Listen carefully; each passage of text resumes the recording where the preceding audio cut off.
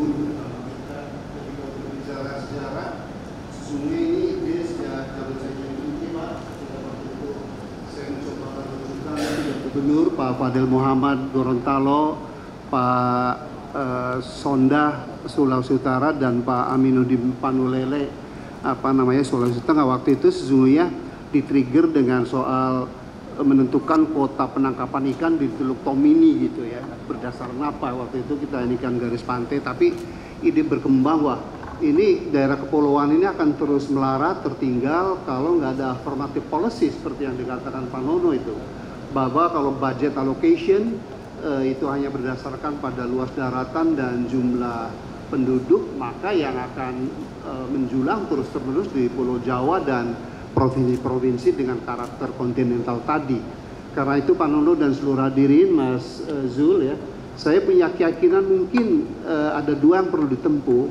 Pertama adalah argumentasi profesional, terutama menyangkut reasoning ekonomi dan teknis Pak. Dan yang kedua mungkin antara DPD, DPR, kemudian kami kelompok pakar dan grup media harus sekali lagi nggak ada presiden dan ketua DPR Pak, hanya push itu karena nggak ada alasan lain untuk undang-undang ini terus ditunda-tunda gitu ya. Dan untuk itu saya ingin memperkuat argumentasi Pak Nono dan kita semua di sekitar 15 slide, nggak apa-apa Pak ya. Mas itu bisa bantu tayangan saya. Jadi mungkin reasoning yang perlu kita kuatkan di sini. Lanjut. Jadi pertama adalah bahwa dampak negatif dari disparitas pembangunan antar wilayah, Pak, mungkin harus kita ungkapkan tuh. Faktanya bahwa Pulau Jawa yang luasnya hanya 5,5%, kontribusi ekonominya Mas Zul itu sekitar 58 something lah atau 59% itu ya. Sementara itu 85% wilayah lainnya yang dari mulai Papua, Maluku, Sulawesi, Bali, Nusa Tenggara, dan Kalimantan, kontribusi ekonominya itu hanya 19,5% gitu. Dan karena waktu tidak sempat saya tayangkan, saya punya data Pak Nono, 8 provinsi kepulauan itu kecuali Kepulauan Riau ya, karena dia punya migas itu ya, semua itu tergolong, mohon maaf, provinsi miskin memang. Lanjut. Nah, jadi ini gambarnya Mas Zul dan Mas Ali ya, bahwa you can see here ya, bahwa Pulau Jawa tuh sungguh-sungguh ya 5% ya luasnya, tapi 58 kontribusi ekonomi ya. Lanjut. Next please. Halo. Lanjut Pak.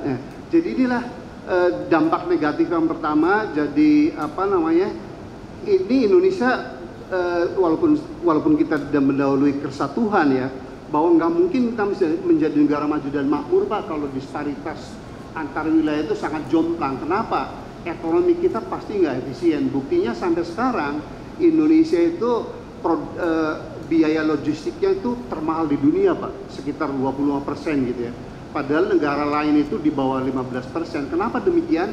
Karena hampir semua produk itu dari Jawa. Jadi kalau kita mau ngirim ke Ambon Pak, atau ke Kupang lah gitu ya, satu kapal itu penuh dalam waktu seminggu. Begitu dari Kupang kembali ke Jakarta itu mungkin 3 bulan atau 6 bulan gitu. Itu yang membuat cost of transportation and logistik itu menjadi mahal Pak. Jadi kalau ini nggak dikoreksi, saya khawatir kita akan terjebak dalam middle income trap. Kemudian beragam potensi pembangunan di daerah kepulauan tidak digunakan secara optimal. Pada saat yang bersamaan Pulau Jawa justru Pak Nono udah kelebihan beban ekologis. Tadi saya cerita ke Pak Zul dan Mas Ali ya, bahwa 2 bulan lalu saya ngomong sama Ibu Siti Nurbaya bahwa ternyata tutupan hutan di Pulau Jawa itu hanya 10% Pak. Saya sebagai orang lingkungan, bahwa kaidah ekologis suatu pulau bisa sustain itu kalau luasnya minimal 30% hutannya, ini 10% Pak. That explain ya, Jawa itu kalau hujan sedikit aja banjir dan longsor, begitu kemarau gitu ya kekeringan gitu. Tapi sumber daya di pulau-pulau lain tidak dimanfaatkan optimal. Lanjut.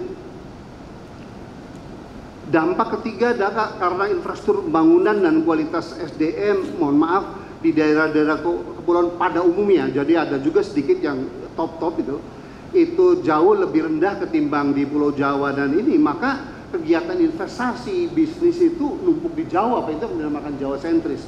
Kemudian alasan atau dampak negatif yang keempat, bahwa tanpa undang-undang daerah kepulauan, maka alokasi APBN akan terus-menerus mengalir ke Pulau Jawa dan pulau-pulau daratan ya, karena memang alokasinya atas dasar jumlah penduduk. Dan tadi saya 2 bulan lalu diundang Pak Murod Pak ke Maluku, saya bilang, Pak Murod, APBD Maluku itu berapa? Memang hanya 3 triliun Pak. Nah, kabupaten saya lahir, Cirebon itu sekarang 3,7 triliun. Bayangin nggak?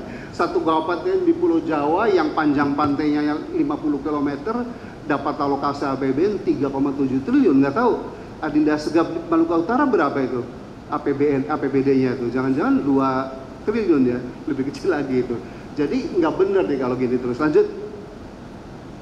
Nah ini mungkin yang perlu kita ungkapkan juga Pak Nono, andaikan undang-undang daerah kepulauan itu ini, maka aku yakin ya itu akan membantu kemajuan, kesejahteraan dan kedaulatan NKRI juga. Lanjut.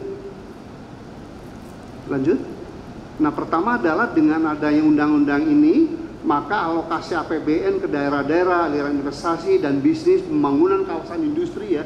Lihat kawasan industri 80% tuh di Jawa Pak, dan sedikit di Batam ya, daerah lain nggak ada gitu ya.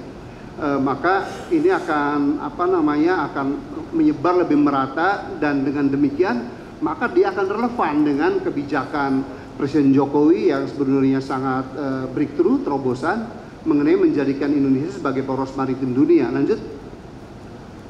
Kedua adalah undang-undang daerah kepulauan diyakini akan mendorong pendayagunaan potensi ekonomi maritim ya, yang kami hitung di PB itu sekitar 1,4 triliun US dollar.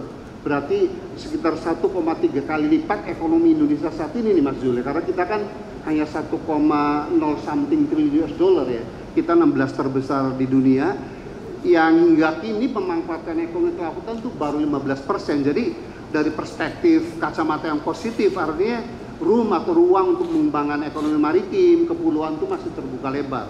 Kemudian yang ketiga akan membangkitkan sumber-sumber pertumbuhan ekonomi baru atau pusat-pusat makmuran baru di luar Jawa, wilayah pulau-pulau kecil dan wilayah terdepan. Jadi tadi ekspektasi Pak Nono ya dan ekspektasi Pak Ali Mazi bahwa pulau-pulau kecil itu karakternya bukan penduduk miskin, lalu hanya anak-anak kecil dan usia yang di atas 65, karena yang produktif dan pinter-pinter model Prof. Alexander Traubun, Bapak Adrianus Mois, semua kan di Jakarta Pak, karena pooling factornya gula-gula pembangunannya nggak hadir di pulau kecil tadi. Lanjut. Kemudian, nah ini Pak, kalau kita lihat ekonomi kelautan, saya nggak akan bosen memaparkan ini. Lanjut ya. Cuman kalau saya nilai Pak Nono, memang antar statement Pak Jokowi dengan pelaksanaan poros maritim dunia tuh kayak bertolak belakang gitu ya. Jadi poros maritim dunia kan negara kuat, maju makmur gitu ya, dengan basis ekonomi maritim dan hankam secara budaya maritim. Karena polisinya 5 tahun terakhir kemarin kan semua rempok, tembak, moratorium, bakar, tenggelam gitu. Jadi balancing antara economic growth ya, kemudian ecological protection dan social equity itu hampir nggak ada Pak. Sehingga sekarang PR kita itu bagaimana membangkitkan industri pekaran di Ambon, di Bitung, di Muara Baru dan seterusnya gitu. Demikian juga industri kerapu kita udah habis Pak, karena pada saat itu pengangkutan ikan hidup oleh kapal itu dianggap transshipment Pak, jadi dilarang. Padahal kita tahu harga ikan kerapu yang paling mahal dalam keadaan hidup Pak, itu yang 1 kilo 1,5 juta Pak. Begitu dia fresh dalam keadaan di es sudah 300.000, dibeku udah 150.000. Dan market ikan kerapu hidup kan adanya di luar negeri Pak, karena itu yang dipotong ya kolaps semua dalam 5 tahun gitu. Lanjut. Tapi yang saya perhatikan ini yang harusnya mungkin diargumenkan bahwa kita memang negara kepulauan terbesar maritim. Lihat darat tuh hanya 23% di Komang itu ya, lautnya 77%. Lanjut. Kemudian inilah jadi ekonomi kelautan yang sudah kita akses, ada 11 sektor, itu ada sekitar 1,4 triliun US dollar. Lanjut. Kemudian potensi tenaga kerja yang bisa kita bangkitkan sekitar 45 juta orang. Artinya 30% persoalan ketenaga kerjaan tuh kalau maritime ekonomi itu dikembangkan sebenarnya sudah selesai Pak. Dan sekali lagi ini data dari Kementerian Koordinator Maritim dan Investasi, kita tuh baru memanfaatkan sekitar 10,4%. Lanjut Pak. Dan inilah data dari Kemenko Maritim Pak Don Sampurno by 2018 ya, kita baru manfaatkan 10.4% saja dari potensi ekonomi yang ada. Lanjut. Nah, saya hanya ingin mengilustrasikan ini. Jadi menurut penelitian terakhir bahwa coastal zone atau wilayah pesisir yang cocok untuk tambak udang tuh sekitar 3 juta hektar, Pak Zul ya. Kalau kita manfaatkan 500.000 hektar saja, which is sekitar 17%-nya, itu pengalaman kita bertambak 20 tahun tuh dengan padat penebaran 60 pos larva atau benur per meter persegi, itu produktivitasnya rata-ratanya 40 ton per hektar per tahun, Pak. Jadi kalau 500.000 kali 40 ton, kita akan mendapatkan sekitar 20 juta ton udang Pak per tahun. Kalau kita kilogramkan berarti 20 miliar kilo. Dan harga udang tuh in the last 2 decades, 20 tahun yang terakhir ini selalu ajak Pak, $5 per kilo on farm, ditambak itu, dicari itu. Jadi di Komang, kalau $5 dikalikan 20 miliar kan ketemunya 100 miliar US dollar. Padahal produk domestik bruto kita tadi kan hanya 1 triliun. Jadi itu artinya 100 miliar dibagi 1 triliun, 10% Pak. Jadi kalau kita jembreng nggak usah 500.000 per tahun, itu 100.000, kita bisa menambahkan 2% pertumbuhan. Jadi Pak Jokowi tidak dibilang bohong.